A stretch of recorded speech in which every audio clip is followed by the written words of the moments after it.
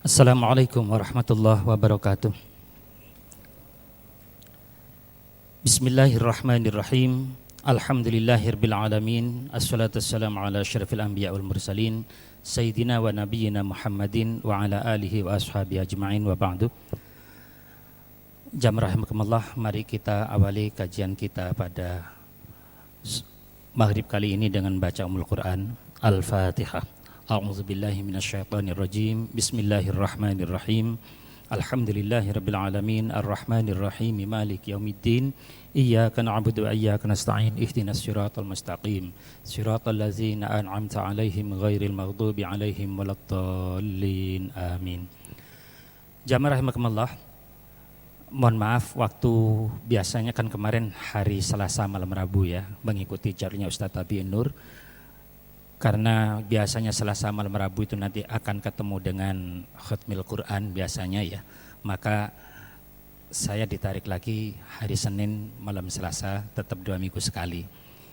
Nah untuk ini maka berarti besok tidak ada, terus Selasa depan itu Ustadz Tabi'in Nur, kemudian setelah itu kan ada khatmil Quran.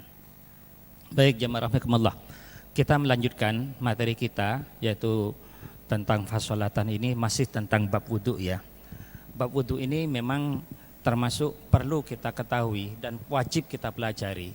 Saya teringat ayat Allah yang menyampaikan bahwa salah satu kategori fawailul lil musallin, celaka bagi orang yang sholat, adalah di situ dikatakan alladzina hum an sholatihim sahun, yaitu orang yang dari sholatnya dia lalai.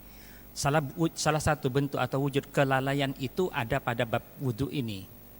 Jadi kalau sampai sholat tanpa wudu atau wudunya tidak bagus atau wudunya salah, maka pasti sholatnya tidak akan sah. Sholatnya udah bagus ya, cara sholatnya bagus, semuanya udah bagus, tapi karena wudunya salah, karena lalai dalam bab wudunya, maka semuanya akan sholat yang kita tunaikan itu bukan menambah pahala, tetapi justru malah kita akan menjadi orang yang celaka gitu. Celaka bukan karena tidak sholat, tapi karena sholatnya dia lalai. Salah satu bentuk kelalaian ketika kita lalai dalam berwudu.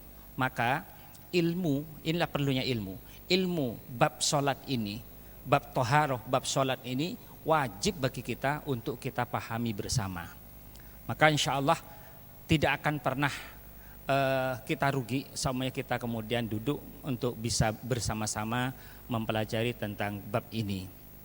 Jamaah rahimakumullah, secara prinsip dalam Al-Quran bahwa fagsilu wujuhakum wa aydiyakum ilal marafiq wamsahu biru'usikum wa arjulakum ilal ka'bain, itu adalah menjadi kaidah dasar tentang bab wudu ini.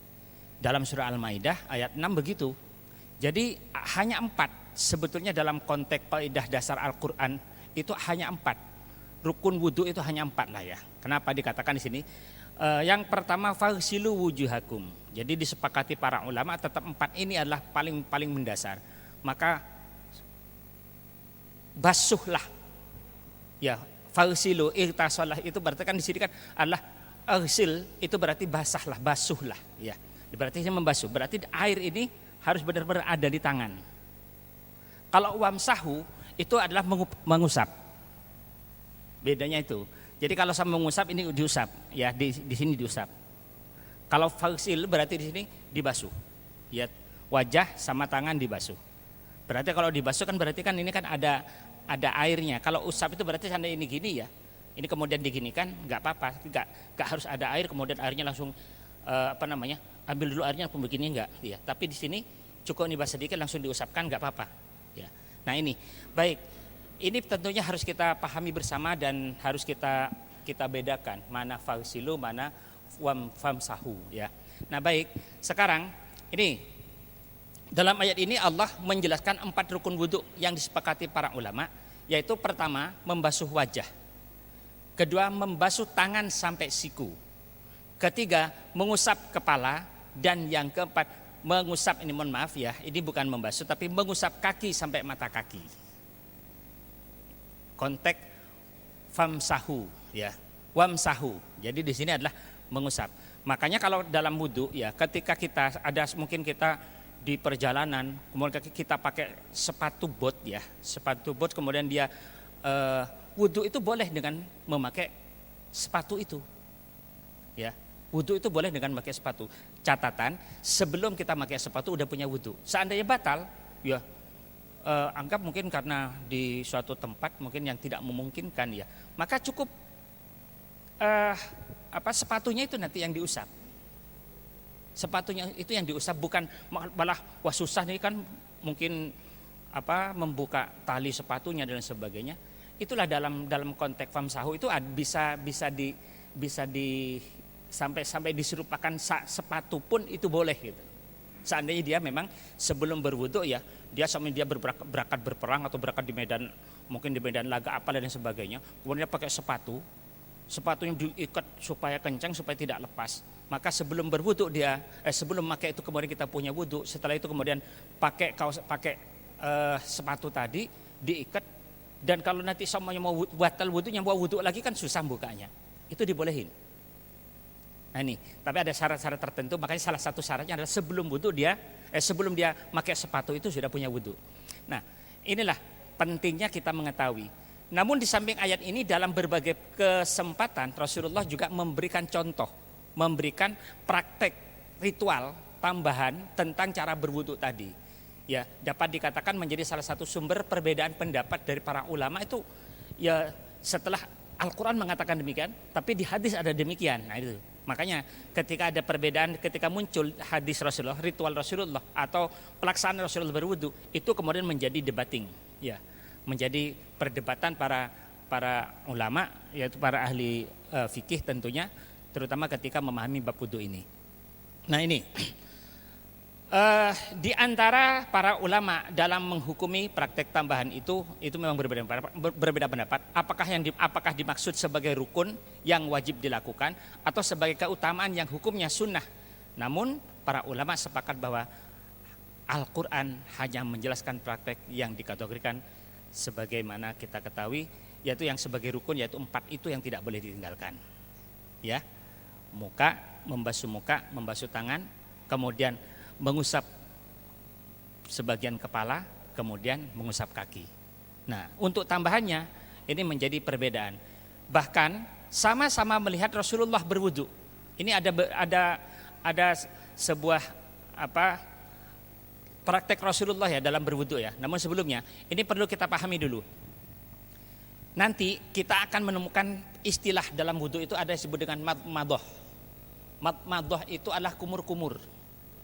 Ya, kemudian istinsyak. Istinsyak itu adalah memasukkan air ya ke hidung, menghirup air ke hidung. Ya. Itu namanya istinsyak.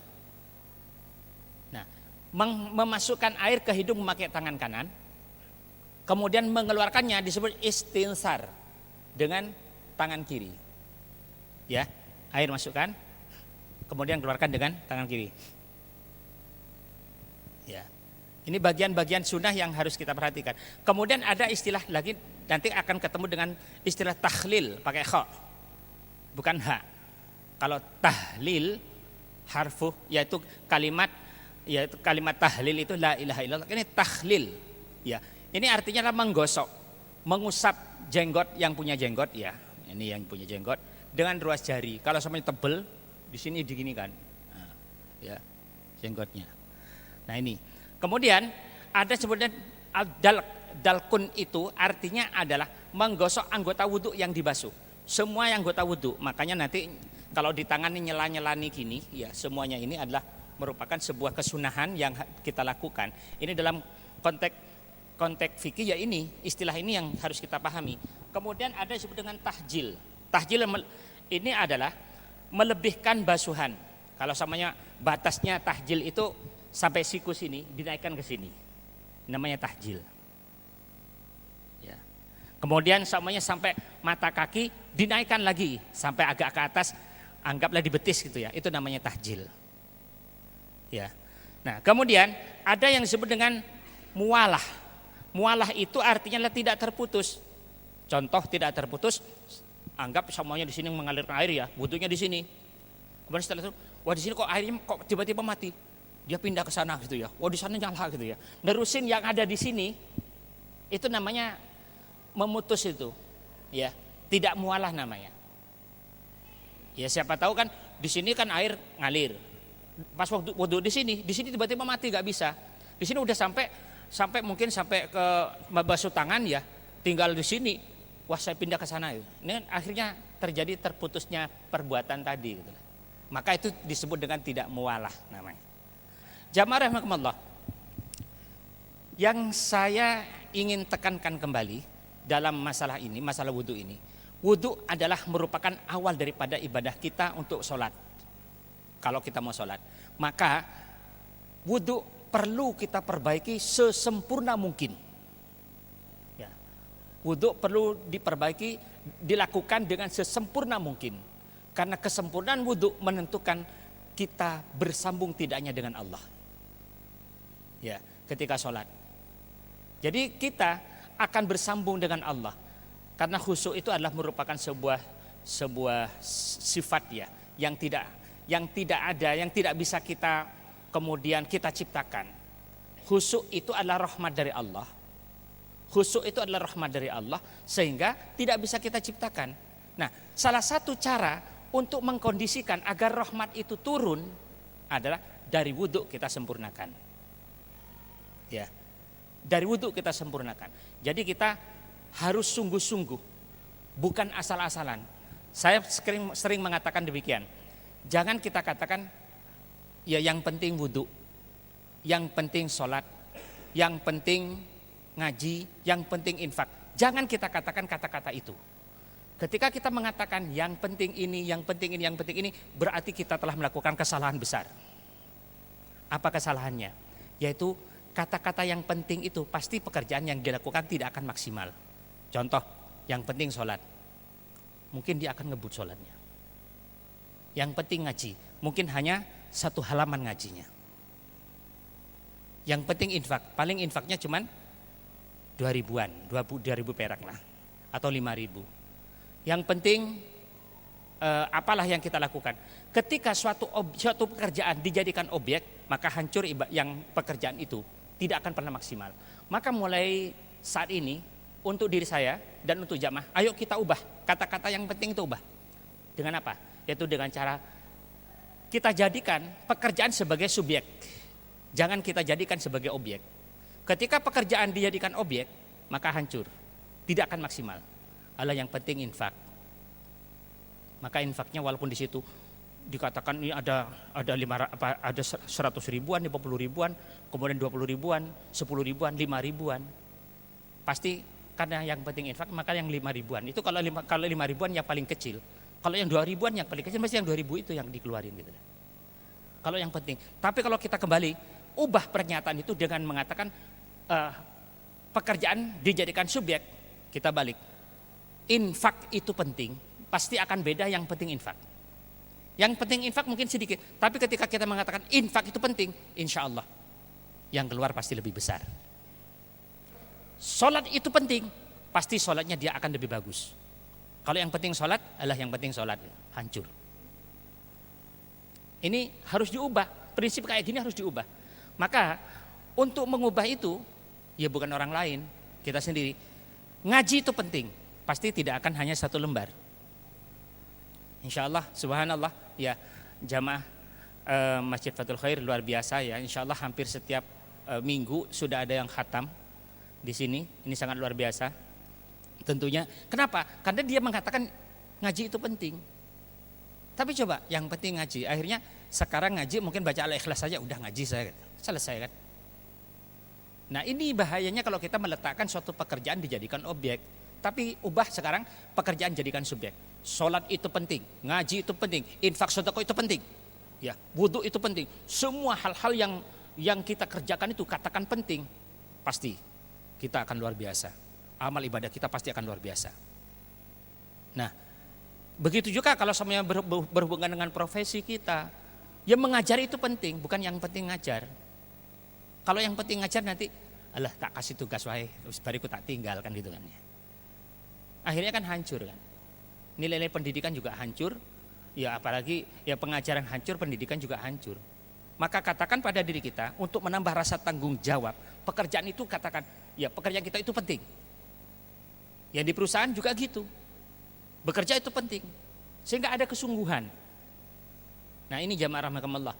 Nah maka karena wudhu itu menentukan kekhusyuan untuk mendapatkan rahmat khusyuk dari Allah, ayo kita perbaiki.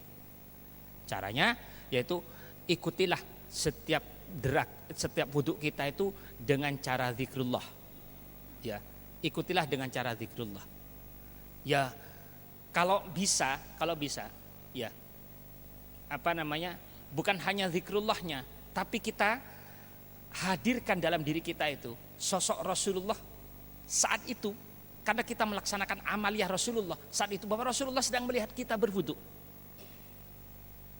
Ya, ketika kita sholat, bayangkan bahwa kita ini saat itu adalah karena kita mengikuti sholat Rasulullah, cara Rasulullah sholat, maka rasakanlah seakan-akan Rasulullah yang menjadi imam kita. Hadirkan kayak gitu. Pasti kita akan merasakan bahwa ketika Allah dan Rasulnya, rasa mahabbah kepada Allah dan Rasulnya muncul dalam hati kita, maka saat itu insya Allah kualitas ibadah kita akan lebih bagus. Nah ini, Allahumma shalli ala Sayyidina Muhammad. Baik jamaah rahimakumullah. Nah ini salah satu apa yang disampaikan di antara beberapa praktik yang lengkap yang dilakukan oleh Rasulullah. Salah satunya adalah dipraktekkan oleh Sayyidina Utsman di sini. Ya, Sayyidina Utsman ini melihat Rasulullah berwudu. Apa kata Sayyidina Utsman? An Humran anna Utsmanah da'a biwudu'in faghasala kaffaihi thalatha marrat thumma matmadha wastansar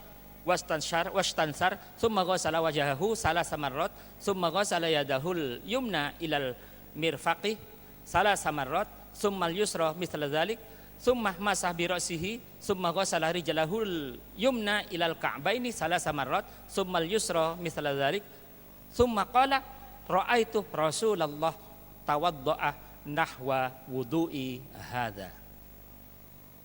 Ini Sayyidina Utsman mengatakan, lihatlah aku ya seperti inilah Rasulullah berwudu seperti wuduku ini. Berarti lah ini Sayyidina Utsman, beliau selalu termasuk salah satu sahabat yang selalu bersama dengan Rasulullah. Sampai menyampaikan seperti ini. Berarti ini adalah yang disampaikan merupakan sebuah kesaksian yang nyata. Kesaksian yang qot'i, yang pasti benarnya gitu loh.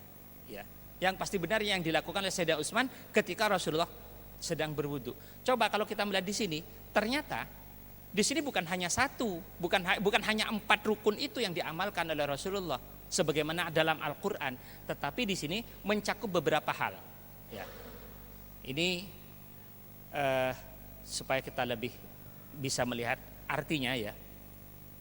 Jadi insyaallah setiap ada dalil yang menunjukkan begini, insyaallah dengan artinya saya memang sengaja tulis di sini sehingga kita pun juga memahami dan membaca sendiri. Apa? Dari Hamron bahwa Utsman bin Affan radhiyallahu an meminta air wudu. Nah, jadi setelah itu Utsman bin Affan ini berwudu. Lalu ia membasuh kedua telapak tangan 3 kali. Telapak tangan 3 kali. Dibasuhnya berarti di sini benar-benar membasuh. Dibasuh telapak tangan. Kemudian apa? Lalu matmadhah, berkumur-kumur. Berkumur-kumur. Ya. Setelah berkumur-kumur, ini istinsyak, memasukkan air. Dirasakan dulu. Ya, dirasakan dulu benar-benar sampai masuk.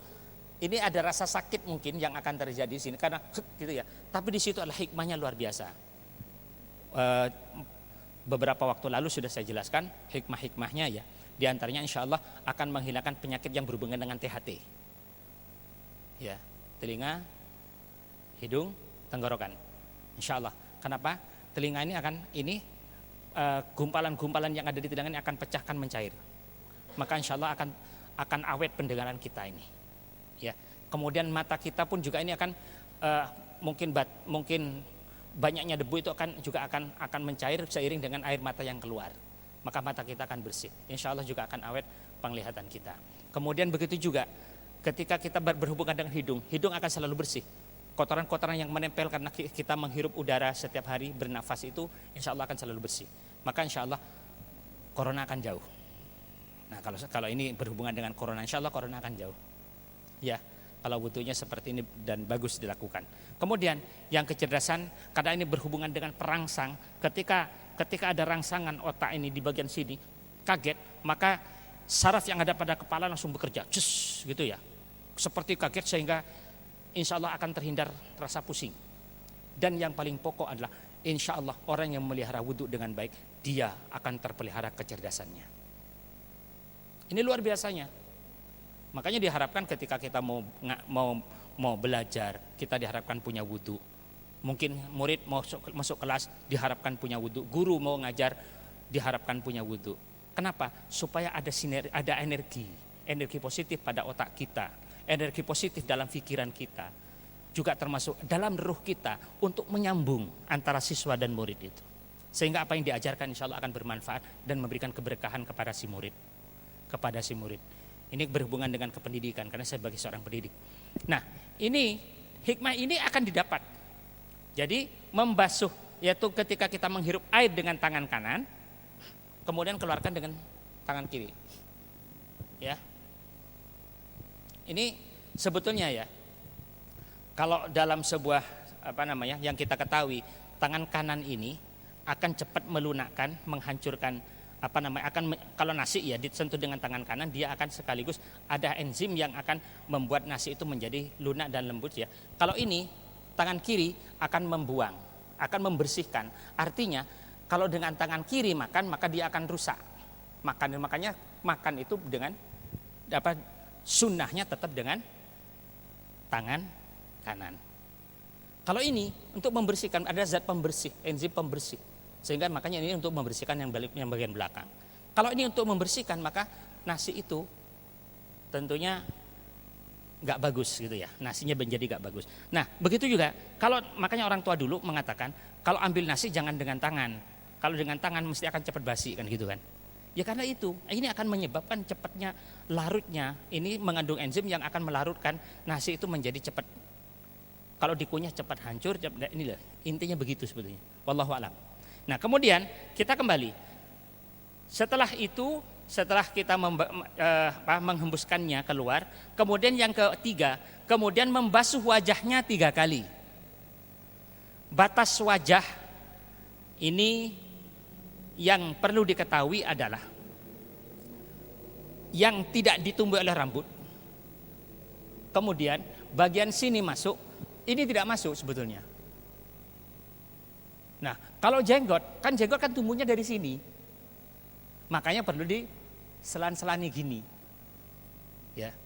Ini jenggotnya Pak Munir sedikit ya, apalagi jadi nggak bisa dibanyak. Nggak mungkin, makanya selalu dikorokin ya. Yang banyak silahkan kalau mau dipelihara. Nah, ini ketentuan ini tentunya adalah merupakan sebuah ketentuan bagi kita yang tentunya akan akan mendapatkan banyak manfaat ya. Ketika wajah sering disiram dengan wudhu, maka di dalam sebuah makol dikatakan bahwa wajah yang sering terkena air wudhu, maka kelak di yaumil qiyamah, di padang mahsyar dia akan bersinar terang. Ya, bersinar terang bagaikan bulan purnama. Ya. Nah, ini yang dapat kita akan rasakan. Makanya memelihara wudhu itu penting. Bukan yang penting. Sekali lagi, pekerjaan jadikan sebagai subjek, jangan dijadikan objek. Kemudian berikutnya dikatakan lagi di sini, lalu membasuh tangan kanannya hingga siku 3 kali. Dan tangan kirinya pun begitu pula, berarti sampai 3 kali. Kemudian mengusap kepalanya. Untuk mengusap kepala ini, nanti kita akan menemukan perbedaan pendapat setiap masing-masing mazhab. Karena yang namanya roksun itu adalah semuanya ada kepala. Ya, ini wajah. Jadi ketika bicara roksun, ya ru'usikum, wajah di sini berarti ya berarti bagian ini juga ada bagian daripada kepala gitu. Ini juga bagian kepala gitu. Maka ketika dikatakan apa semuanya yang dinamakan membasuh kepala itu apa semua atau hanya sebagian? Mazhab Syafi'i jelas mengatakan sebagian. Mazhab yang lain itu ada yang 2/3, ada yang semuanya.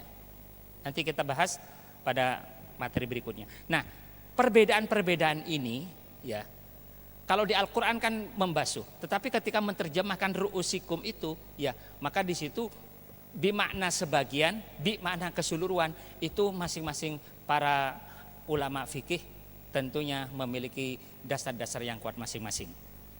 Nah, kemudian berikutnya dikatakan, lalu membasuh kaki kanannya hingga kedua mata kakinya dan kaki kirinya pun begitu pula.